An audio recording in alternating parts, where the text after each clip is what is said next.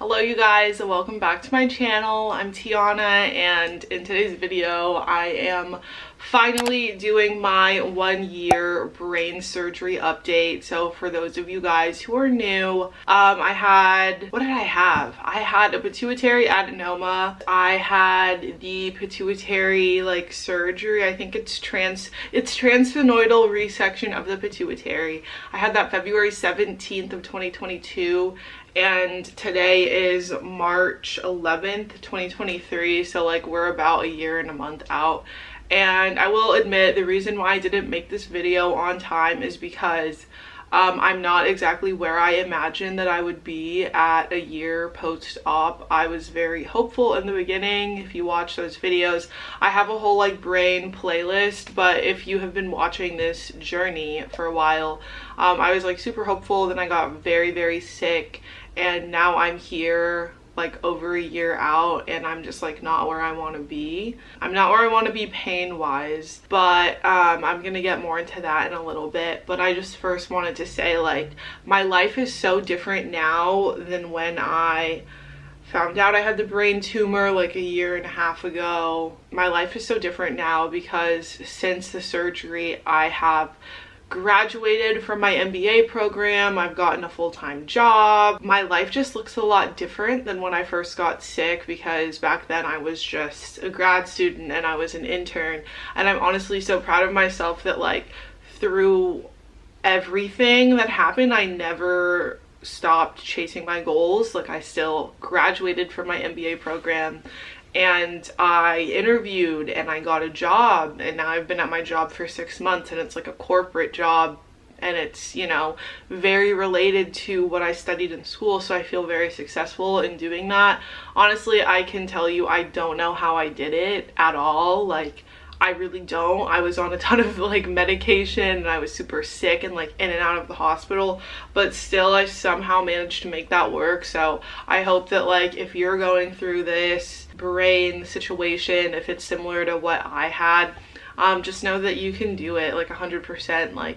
If I was able to do it, hopefully you guys are able to as well, if you're watching this and you're kind of worried and curious and stuff, because I do read the comments on my old videos, and it's crazy to me how so many people have just commented and reached out and stuff and kind of shared their experience, because it's not a super rare fatal condition. It is somewhat common. So yeah, I just think that's crazy. But anyway, getting back into the update portion, that was more of the life update of where I'm at now.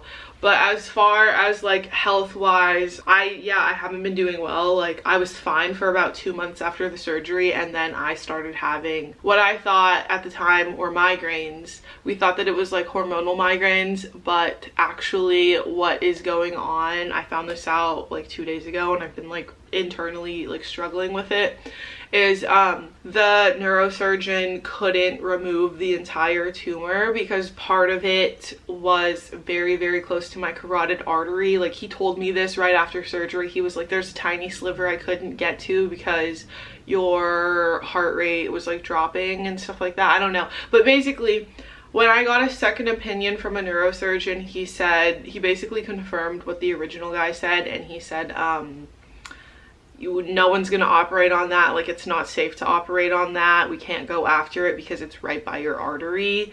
And since that is actually in there, the tiny sliver of tumor, that's why I'm still in pain, because it is not only by my artery, but it's by certain branches of the trigeminal nerve. And he in depth explained it to me. Doctor was kind of an asshole though, terrible bedside manner. He just didn't seem like he cared at all what I had to go through, and I was crying in there listening to him talk about this, because obviously I'm here for solutions, I'm not here for problems.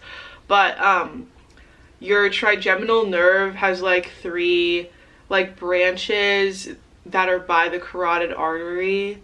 There's V1, V2, and V3, and my tumor presses up against my V1 nerve, and that's the one that is right by my, supplies sensation to your eye. So whenever I had described like my eye fills up with tears and I start crying out of the side of my face and it's like a shooting pain is going from like the mid of my skull like forward through my eye, it's because the tiny piece of tumor is like right there touching the nerve. So I'm constantly dealing with nerve pain. Like even right now I can feel it. I'm just medicated for it. But it's not migraines, it's nerve pain. They literally can't remove the tumor. Like they can't do anything because like I'm not gonna make it and like no one's gonna operate on that. They'll probably lose their license. I'm kind of just at a point where I was like, I would rather be cut open again than have to like take medication. Like I literally fucking hate taking new medication because I've tried like every migraine drug on the market because that's what we thought it was, and then I started trying nerve pain medication. Amitriptyline is nerve pain medication that's also migraine medication. It made me gain like 10-15 pounds, and like to some people they're like, oh, you gained like 10-15 pounds, like whatever, but to me it's a big deal because like health and fitness is something that's a priority, and like seeing my body change like that, and I had no control. I was actually like working out more and eating less than I ever had, and I was gaining weight. It made me so fucking mad. And also I've learned that my body builds up a tolerance to certain pain medications, so it was making me gain weight and it wasn't effective.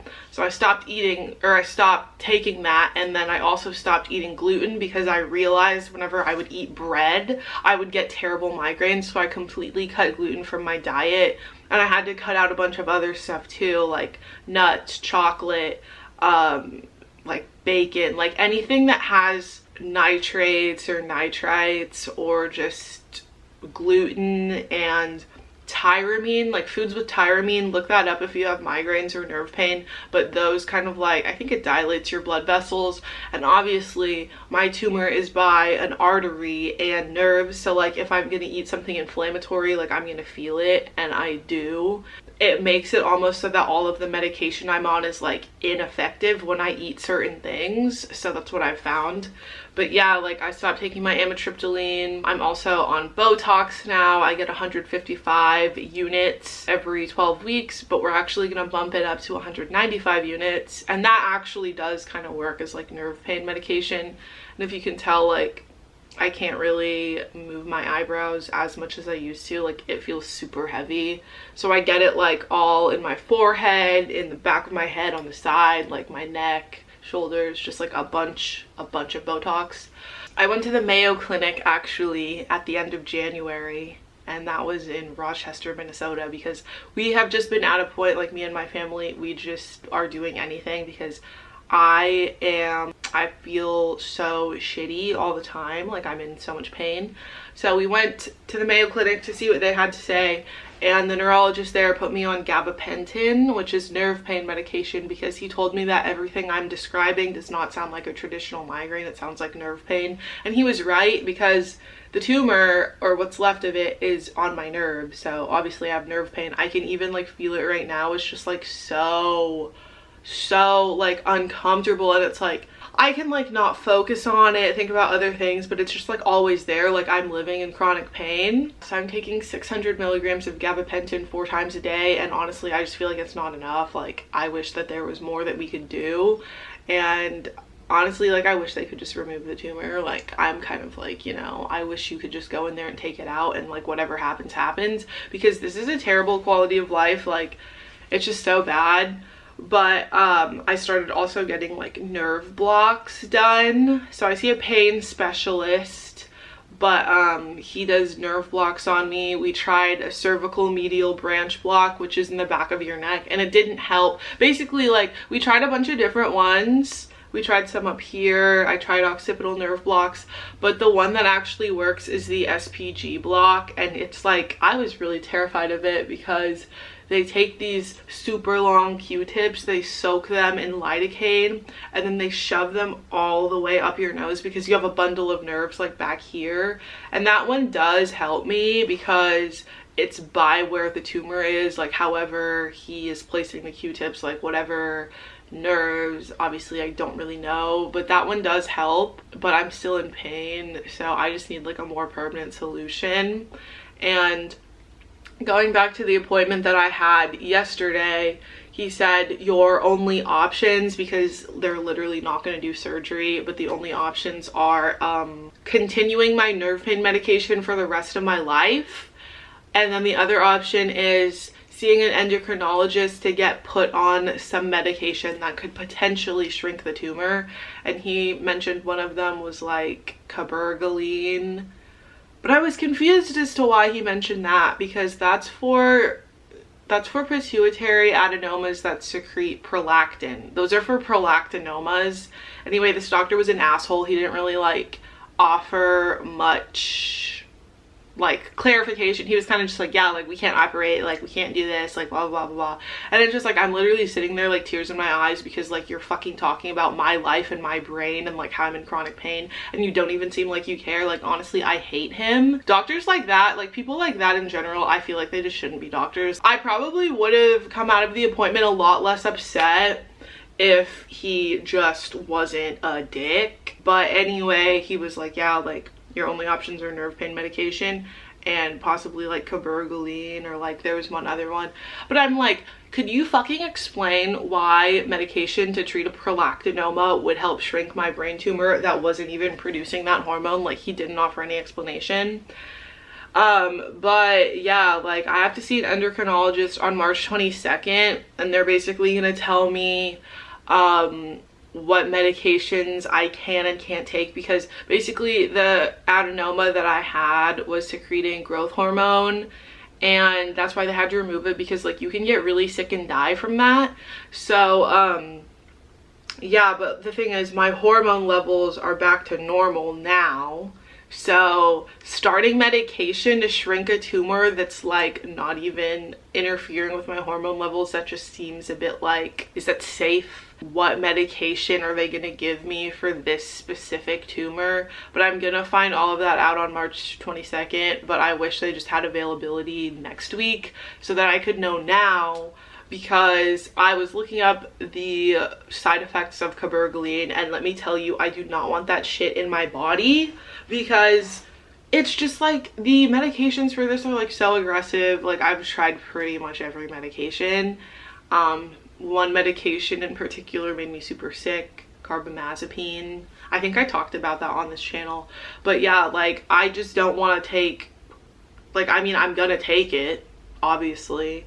But cabergoline, I think you can get super nauseous and vomit and like feel dizzy and feel tired and feel sick and feel weak. And I'm like, I literally just finished my MBA and I have a career. Like I'm trying to build a career, and you're telling me that I have to take medication that might make me have to take time off work and like make me super sick, and then like what? I can't work out, I can't do anything. Am I just gonna be in bed sick for, I think the longest that they'll prescribe that is up to 6 months for shrinking a tumor. I'm just so upset. I'm so just disappointed in the way that things turned out for me, because I don't like being in pain every day, and also it's just excruciating. I've had days where I have to just leave work or log off the computer, and I just can't do it some days. Especially, I notice when my Botox starts to wear off, my head just will hurt so fucking bad. Like that nerve or whatever, it's just so irritated by the tumor being in there, and it's just like I'm in so much pain, and it's so upsetting because I'm 24 and I finished grad school and I have a job. Like I should be having pretty much the most fun time of my life right now, and I'm just not. It's so infuriating that this had to happen to me, because I just don't understand like why me of all people. I've always been so healthy, I've never been sick. And now this is just something I completely can't control. And I mean, that's it. Why is there a roly-poly on my carpet right now? I don't know. But ultimately, I just wish more than anything that I'll be able to get better soon, and that taking this medication will actually shrink the tumor and I won't get so sick. But yeah, we're gonna have to see an endocrinologist for like a final opinion on the next steps to take. But that's pretty much it for my 1 year update. Like, this wasn't the update that I wanted to have, but this is the update that we do have. So yeah, ew, this is disgusting. I don't like this roly-poly being next to me. But that's it for today's video. Sorry that it's not happy, blah blah blah, whatever. Follow me on Instagram and TikTok if you want, and then don't forget to like, comment, and subscribe. But that is all for today, so hopefully I will be feeling better soon.